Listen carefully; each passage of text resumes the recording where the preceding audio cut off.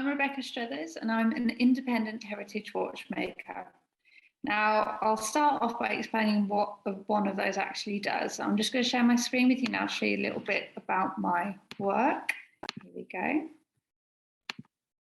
Now, a heritage watchmaker is different to a contemporary watchmaker in that we use very traditional means to make watches or repair old ones. All the machines in our workshop, which is behind you can see here, are sort of anything from 50 to 150 years old. And yeah, I mean, most things are done by computer design and computer numeric control, CNC machinery now, but we really like to get our hands dirty. So we like to make things the old school way. Here you can see me making the little, we call them gears. It's a proper name for the cogs that we put into our watch train. And that machinelli, you can see I was cutting every single tooth of that by hand. So this is what we do for our watches that we make ourselves from scratch. In watchmaking, here we go. This is another one of our old machines here.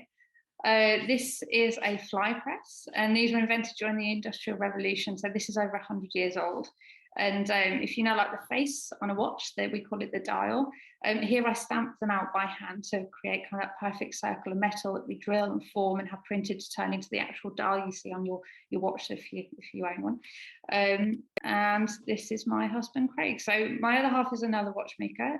We met while we were training, and now we run our business together. But Craig, you can see here, is using an 8mm lathe, which is a kind of watchmaker's lathe that was really, really common. And you can see he's holding a graver by hand. So all of the teeny tiny components that we make, some of them literally less than a millimetre, tenths of a millimetre in diameter in places, we turn and cut those largely by hand. And on the right hand side, you can see bits of a watch case. So we make our own watch cases out of precious metal too. So when we say watchmaking, we mean it like in the really traditional mechanical wristwatch sense of things, which is still a really big industry, but we just do it in a really small, niche and unusual way. This is Craig in action this time. So it was me earlier. This is him on our milling machine that we call Albert. We also name all our machines. And this is him making the actual plates, we call them, which are the bits that we sandwich all of those wheels in between that you saw with the teeth on. But again, you can see he's operating it by hand, all really traditional methods, really good kind of like, if you like, design technology and cars and things like that. Craig actually started out interested in scooters and motorbikes. So there's a lot of like transferable skills and interest between those different fields. Yeah, and this is what we make. So this is an example of our first pocket watch. This is using a heritage movement. So we rescued a movement that already existed.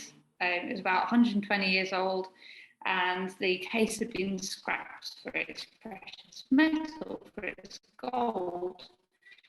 So down the case, we rescued the movement and decided to strip it back and completely rebuild it and turn it into a new watch again.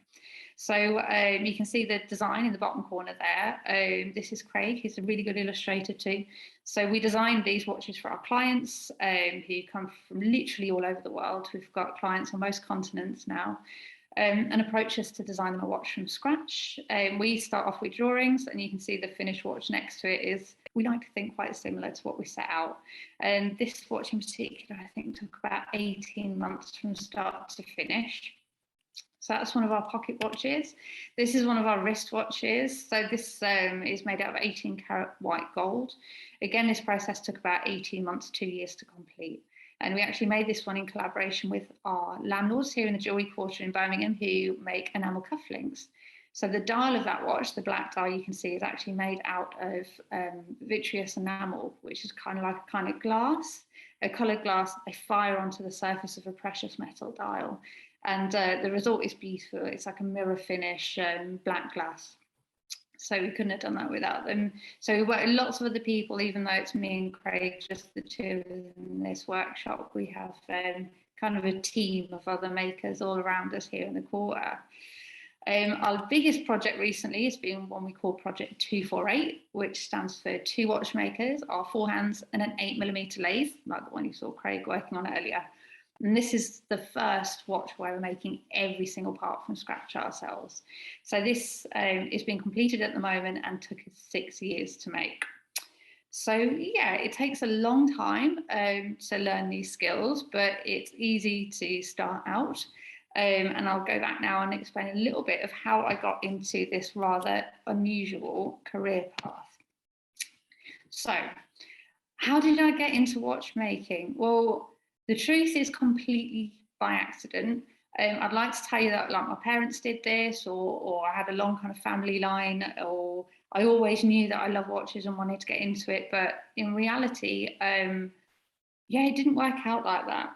So I went to the sort of school where we were really pressured to follow things like sciences and English and mathematics, and which was fine in a way because I do really like those subjects, and I did them all for A levels.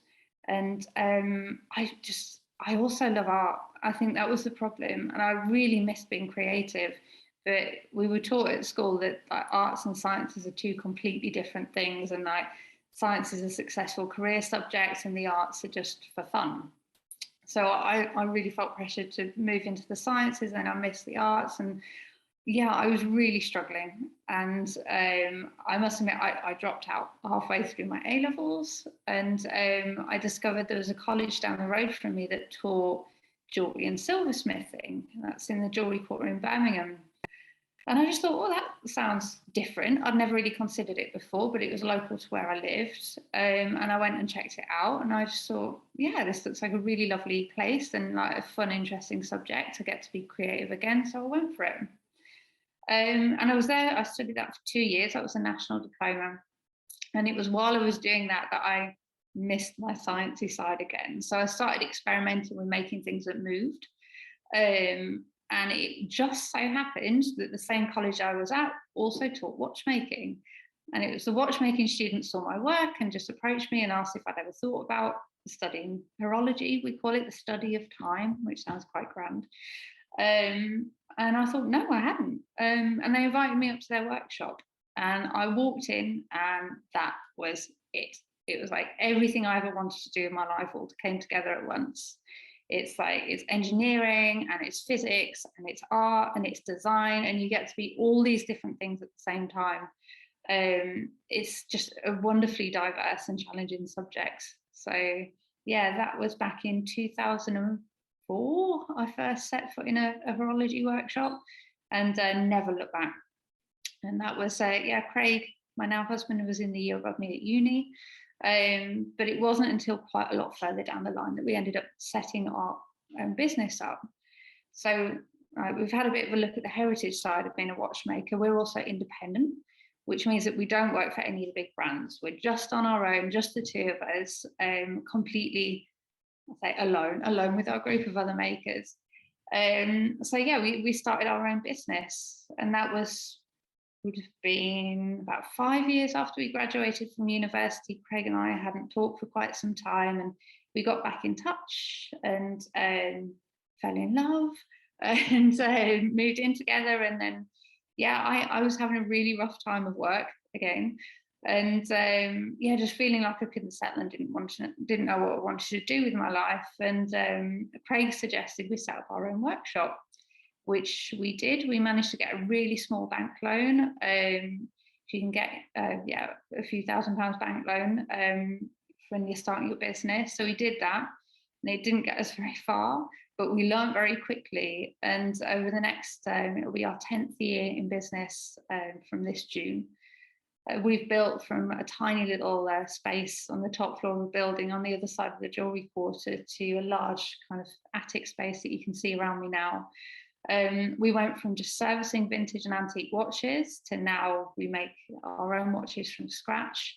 Yeah, I mean, it takes quite a while to build up enough work to be earning a decent living out of what we do, but you certainly can do, and there is so much demand for our work. We're at the point now where our waiting list is so long that we're having to stop taking in new work until we've caught up with ourselves. So there really is demand for these skills too. And they're good fun. And I get to work with my best mate, and my dog gets to come to work with me. So I can't complain. Yeah, so how do you get into watchmaking? If this is something you think you might be interested in, there are a few different avenues. So you've got a few courses. There's a specialist one in Manchester called the British School of Watchmaking.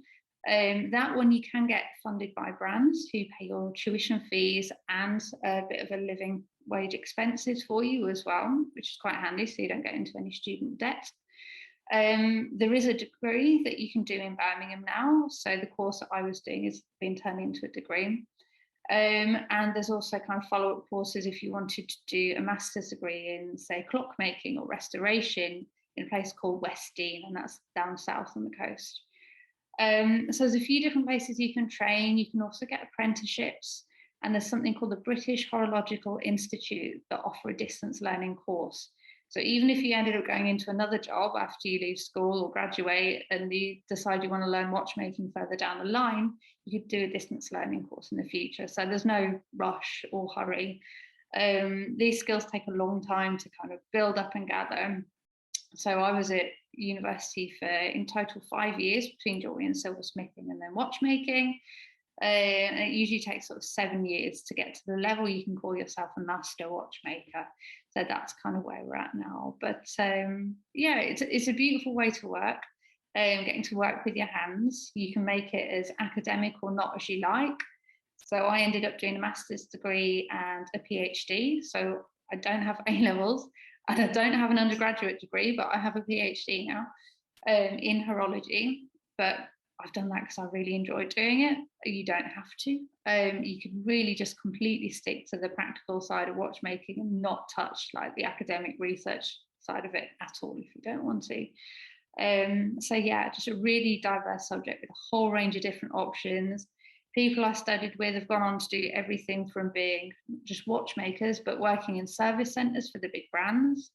And they are all over the world. So you could end up in any country that you wanted to. So you can be a technician for a brand. People have gone on to be journalists. They've gone on to be buyers for big companies too, buying and selling watches. Yeah, so it's quite a range of options if you did get into this. You're not kind of stuck in one niche. And yeah, there's plenty to do. It's a really, really exciting market to be in with plenty of potential for travel and meeting some really interesting people and inspiring makers. So yeah, I hope that's kind of perhaps put a subject on the radar that you might not have considered before. And if you're interested or like any more information, I'm on Instagram and Twitter. My name's Rebecca Struthers, and you're welcome to reach out to me and ask me any questions about where to train or any recommendations. So thank you very much. I hope that was useful.